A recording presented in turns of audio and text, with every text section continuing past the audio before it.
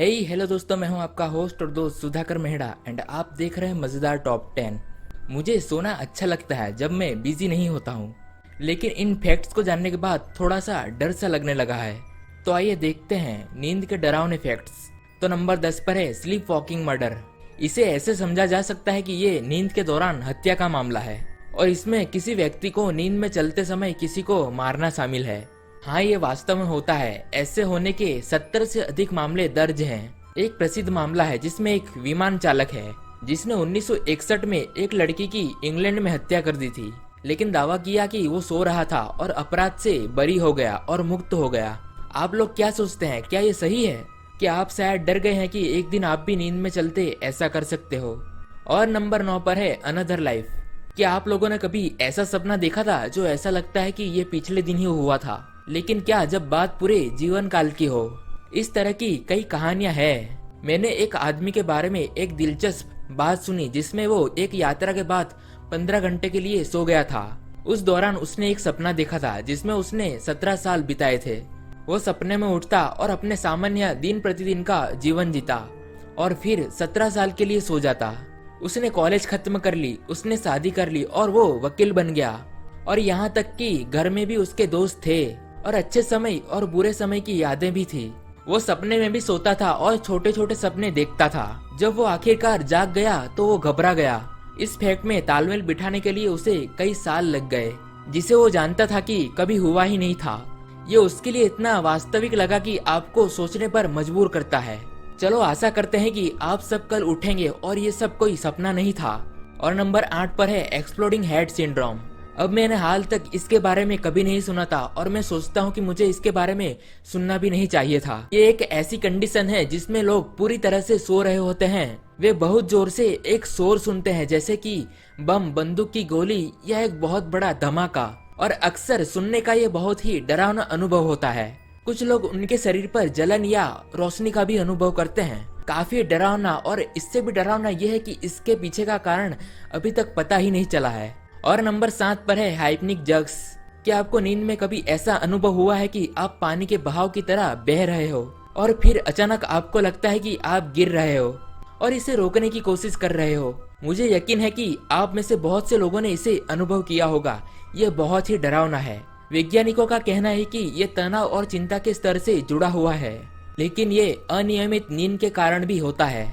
अन्य लोगों का कहना है कि शरीर के अंदर की आत्मा शरीर के बाहर के अनुभव के बाद वापस शरीर में खींची आती है। मुझे वैसे खुशी होगी अगर मैं ऐसा झटका महसूस ना करूं। और नंबर 6 पर है ईयर्स ऑफ स्लीप। आप अपने पूरे जीवन का 1/3 हिस्सा सोने में बिताते हैं। व्यक्ति अपने पूरे जीवन में लगभग 26 साल सोता है। कुछ लोगों के लिए ये बहुत ही डरावना है। कुछ लोग इस वक्त को जब्त करने के लिए और पूरे जीवन को जीने के लिए कहते हैं। आपके जीवन का 1/3 हिस्सा बेहोशी में आपके होठों पर लार के साथ बिताया जाता है। नाइस। और नंबर 5 पर है स्लीप डेप्रिवेशन। हम नहीं जानते कि हमें नींद की आवश्यकता क्यों है, लेकिन हम जानते हैं कि क्या होता है अगर हम इससे चिंतित हैं। एक स्टडीज में पाया गया है कि जो लोग 1 महीने तक 4 घंटे की नींद लेते हैं, उन्हें पूरा दिखाया गया कि उनका शरीर बंद होना शुरू हो गया। पहले तो उन्होंने अजीब हरकतें करना शुरू कर दिया। शारीरिक रूप से उनके दिल, उनकी प्रतिरक्षा और उनके पाचन सिस्टम टूटने लगा। मुझे पता चला है कि रैंडी गार्डनर नामक एक व्यक्ति 264 घंटे तक नहीं सोने का विश्व रिकॉर्ड बनाया है, जो कि लगभग 11 दिन। कृपया उस आदमी को हराने की कोशिश न करें। और नंबर 4 पर है स्लीप पैरालिसिस। आप में से बहुत से लोगों ने इसका अनुभव किया होगा, जबकि कई लोग इसके बारे में पहली बार सुन रहे हैं। अगर आप उनमें से एक हो तो आप वाकई लक्की हो। स्लीप पैरालिसिस तब होता है जब व्यक्ति का शरीर वास्तव में सो रहा होता है, लेकिन उनका दिमाग पूरी तरह से जाग रहा होता है। उनको अपने आसपास का ख्याल रहता है, लेकिन वे हिलडुल नहीं पाते हैं। क्या ये आपको अभी भी डरावना नहीं लगा? जो लोग स्लीप पैरालिसिस का अनुभव करते हैं, उन्हें अक्सर ऐसा महसूस होता है कि उन्हें कोई देख रहा है, जो एक परछाई जैसी फिगर होती है। ये काली चीज उनके आसपास या उनके पीछे मौजूद होती है, लेकिन वे लोग कभी पीछे मुड़कर नहीं देखते क्योंकि उनके सिर हिल ही नहीं पाते हैं। खौफनाक। लगभग 5% लोग नियमित रूप से स्लीप पैरालिसिस का अनुभव करते हैं और मुझे उनके लिए बहुत बुरा लगता है। और नंबर 3 पर है बेड बग्स। वे हमेशा कहते हैं कि बेड बग्स को काटने मत दो, लेकिन ये कठिन है अगर वे उस जगह पर होते हैं। औसत घर में लगभग 100 बिस्तर कीड़े होते हैं जो बिस्तर में रहते हैं। हालांकि वास्तव में प्रभावित लोग 150,000 से ज्यादा हो सकते हैं। मुझे बताते हुए दुख हो रहा है, लेकिन आपके बिस्तर में निश्चित रूप से कुछ है। वे कहीं भी रहते हैं जहां लोग सोते हैं, और वो लोग हमारी त्वचा को काटकर हमारा खून चूसकर पीते हैं। पहले के समय में बेड बग्स की घुसपैठ काफी दुर्लभ मानी जाती थी। उनकी संख्या एक समय में एक बिस्तर तक बढ़ रही है। और नंबर 2 पर है सोमनीफोबिया। ये सोने का डर है। मुझे उन लोगों के लिए बहुत ही दुख है। नींद वो है जो हम सभी को चाहिए। जो लोग सोमनीफोबिया से पीड़ित हैं, वे एक बेचैन रात के बाद जागते हैं। और फाइनली नंबर 1 पर है द बिग क्वेश्चन। हम सोते क्यों हैं? ये एक स्पष्ट प्रश्न की तरह लगता है, लेकिन सच ये है कि हमारे पास केवल थियरीज हैं।